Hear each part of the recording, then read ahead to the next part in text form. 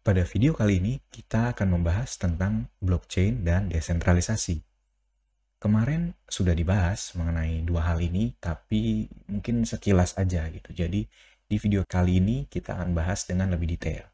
Pertama, kita mulai desentralisasi dulu ya. Kita analogikan dengan informasi ya. Jadi, kalau zaman dulu, kita mendapat informasi itu hanya dari media-media tertentu. Kayak misalnya kita tiap pagi baca koran gitu kan misalnya, atau baca majalah, atau yang lebih baru lagi mungkin kita nonton TV untuk mendapatkan informasi. Nah, di situ informasinya bersifat satu arah. Jadi dari koran itu atau dari TV itu kita mendapatkan informasi. Nah, itu sistem yang terpusat. Dengan hadirnya internet, persebaran informasi ini nggak satu arah lagi, jadi dua arah. Melalui internet, kita bisa tidak hanya mendapatkan informasi, kita juga bisa memberikan informasi. Nah, contohnya dengan posting sosial media misalnya, atau nulis blog, atau bikin video di YouTube.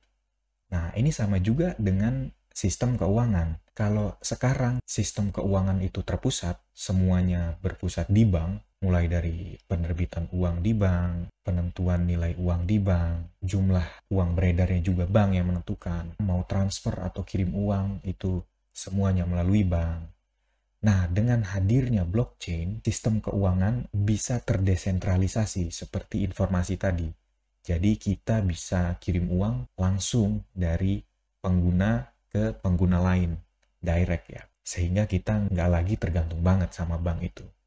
Jadi kita bisa katakan blockchain itu melakukan apa yang internet lakukan pada informasi. Kalau internet mendesentralisasi informasi, maka blockchain mendesentralisasi keuangan.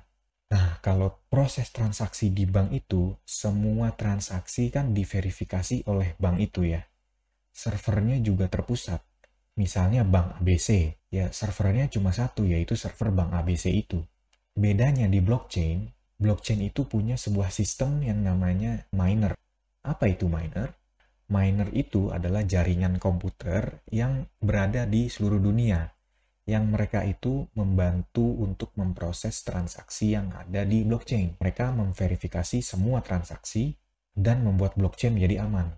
Nah, miners ini juga seringkali ya pengguna blockchain itu juga, seperti kita-kita ini gitu. Jadi bedanya dengan sistem bank tadi, servernya blockchain itu ada di seluruh dunia, yaitu para miner tadi. Kenapa miners ini penting dalam blockchain? Karena merekalah yang memproses semua transaksi yang ada di blockchain. Mereka yang memverifikasi transaksi dan secara bersamaan juga melindungi blockchain. Loh, kenapa disebut melindungi blockchain? Karena tadi mereka kan berperan sebagai server dari blockchain tersebut. Dan mereka ada banyak di seluruh dunia. Jadi, kalau misalnya seorang hacker mau menyerang blockchain itu, mereka harus menyerang semua miner yang ada di blockchain itu. Ya katakanlah, di blockchain itu ada 1000 miner. Si hacker ini harus nge-hack itu 1000 miner secara bersamaan. Karena kalau enggak, satu mereka hack, yang lain masih ada servernya. Dan begitu mereka coba nge-hack yang lain, yang satu itu sudah terpulihkan, misalnya gitu kan. Nah, tadi saya sebutkan kalau miner itu juga ya para pengguna blockchain seperti kita-kita ini. Kenapa mereka mau menjadi miner? Jawabannya, karena mereka dibayar oleh blockchain-nya. Loh, dibayar, maksudnya gimana tuh? Kita analogikan ke penambang beneran ya. Miner atau penambang itu kan perlu alat-alat. Misalnya alat-alat beratnya ada ekskavator, ada truk, lalu ada gerobak, pakai kapak juga kan. Emasnya pun setelah didapat di tambang itu harus diproses juga kan, sampai pada akhirnya dicetak supaya jadi emas batangan. Di situ mereka mendapat hasilnya dari tambang itu. Nah, sama juga dengan mining Bitcoin lah contohnya di sini ya. Mining Bitcoin di blockchain itu, mereka juga perlu alat-alat sebelum bisa nambang. Mereka perlu komputer, mereka perlu mining rig, perlu koneksi internet, dan pasti perlu bayar listrik juga kan. Baru setelah itu mereka bisa nambang di blockchain-nya. Proses nambang itu pun mirip dengan nambang emas tadi. Jadi harus melalui proses yang nggak simple. Kalau tadi emasnya diproses sampai pada akhirnya jadi emas batangan, nah di blockchain ini para miner memproses transaksi-transaksi yang terjadi sehingga transaksi itu sukses. Baru setelah sukses, mereka mendapatkan imbalan Bitcoin itu ya, kalau misalnya mereka tambang Bitcoin. Lalu kenapa namanya blockchain?